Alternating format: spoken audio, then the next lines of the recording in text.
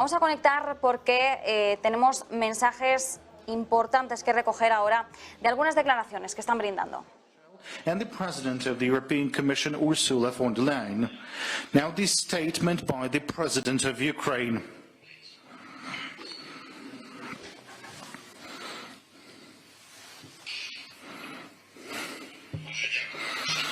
Thank you, Mr. President of the European Council, Madam President of the European Commission, fellow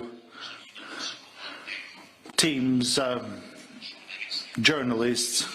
First and foremost, I would like to extend words of gratitude to our friends, to Charles Michel, to Ursula von der Leyen, to Josep Borrell, and to your team, the team of the European Union, for this visit to Ukraine. And the fact that now, almost after a year since the beginning of this full-scale war and invasion, we have conducted a very meaningful summit, Ukraine-EU. It clearly proves that we, the Ukrainians, and all the Europeans are the one that could not be conquered by Russia. We have become stronger over this year. Both the Ukraine and Europe has become stronger, and this is because we are working together for the sake of security and freedom of all the Ukrainians and Europeans. Yesterday's joint session of the Ukrainian government and the College of the European Commission and today's summit has clearly showed that our integration is irreversible and has full support of the Europeans. And this year we could further on accelerate the respective integration processes, and that was one of the matters for our today's meeting. And I'm very grateful to our friends, Mr. Michel and Madame von der Leyen, and to Mr. Morel, for their personal leadership, both in supporting Ukraine on its path towards the membership within the European Union and in consolidating the unity among the European countries for the sake of terminating the criminal Russian aggression and protecting of our joint values. It's truly important that in such a responsible time we have people as the heads of the European institutions, and these people are capable of act fast and swift and take ambitious decisions that reinforce all of us. Ladies and gentlemen, of course, first and foremost, we have discussed the security and support of our soldiers. We have discussed some specific further steps together with the European Union for the sake of reinforcing of our common security and bringing closer our joint victory. Russia attempts to change the situation on the front line for its own favor, and in order to prevent this from happening, the key aspect for us is to accelerate the supply of weapons from our partners. Now, these are the following situation. The longer range weapons we have, the more supplies we have for artillery, the faster we will have modern advanced Western tanks on the battlefield of Ukraine, the more capable would be our air defense. Now, the faster we'll have the Russian aggression ended. Bueno, recogemos un poquito algunos de los mensajes que está trasladando Zelensky. Bueno, ha dado las gracias a Europa, bueno, a los países europeos en su conjunto por el apoyo que han ofrecido a Ucrania. Él insistía por ayudar ante la agresión de Rusia. Decía, esta gente es capaz de actuar rápido, de cambiar, refiriéndose a esta gente por los rusos.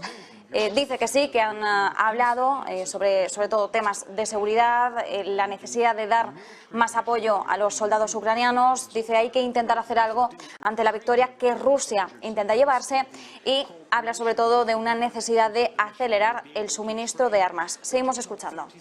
of Ukrainian soldiers. I thank for allocating additional €45 million to support the operation of the discuss its implementation. And this Ukrainian peace formula is the only elaborated plan for the recovery of the Ukrainian European global security that was destroyed by the Russian aggression. We have also discussed the reinforcement of sanctions against Russia, more specifically our expectations out of the 10th sanctions package. We have discussed the sanctions. We've talked about Russian missile program, the extension of the energy sector sanctions to cover the nuclear sphere. It's important to prevent any blurring of sanctions, of those very important sanctions that have already been approved, as well as any reduction of sanctions against individuals, as speculated in some of the EU member nations. We've agreed to consolidate and reinforce our cooperation in order to restore the justice for all those affected by the Russian evil. In the joint statement upon the results of the summit, we have mentioned the need for the establishment of a legal mechanism to bring all those accountable for committing crime of aggression to justice. We insist upon the establishment of the respective tribunal. We've also discussed the use of the frozen Russian assets to fund the reconstruction of Ukraine. We shall reinforce this cooperation in the matter. We've also discussed the further integration of Ukraine towards the European Union.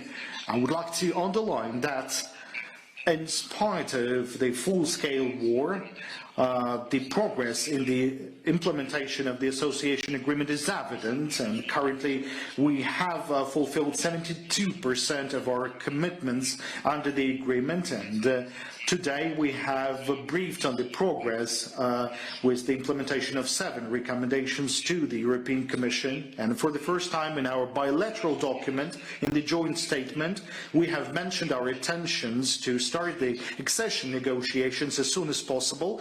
We've already started preparing for those negotiations. We're expecting the respective decisions to be made by the European Commission and European Council. The goal is to start negotiations this year. And this is not just a purpose, but a major, overwhelming goal. Now, one of the significant achievements of this summit was the progress in integrating Ukraine to the internal market of the European Union. We have approved the priority action plan for 2023-2024. Its implementation will make Ukraine a de facto member of the European Union at a level of the following sectors: the industry, agriculture, energy, digital services, transport, financial sphere, and customs. So as you can see, this 2 Euro integration days in Kiev gave some very effective results, and more specifically the positive assessment for the fulfillment of the recommendations and further on integration of the Ukrainian sectors to the EU, the allocation of €1 billion to fund the fast recovery and additional funding for to support the security, the decisions on the 10th package of sanctions, then the decision on. Bueno, está hablando en estos momentos Zelensky de los paquetes de sanciones. Recordemos que en estos momentos se está trabajando ya en un 10º paquete. Se espera que salga, bueno, acorde al primer aniversario del conflicto en Ucrania, 24 de febrero, así que en torno a esa fecha conoceremos la magnitud de este 10º paquete. Bueno, en resumen, Zelensky ha dicho que la Unión Europea va a apoyar su plan de paz. Dice que durante las negociaciones, las conversaciones de hoy han discutido sobre la implementación de su plan de paz. Dice que la Unión Europea lo va a apoyar porque, según dice Zelensky, es el único proyecto integral para recuperar la arquitectura de seguridad destruida en Europa de Rusia. Lo ha confirmado Zelensky en esa rueda de prensa junto con Michel y Ursula von der Leyen.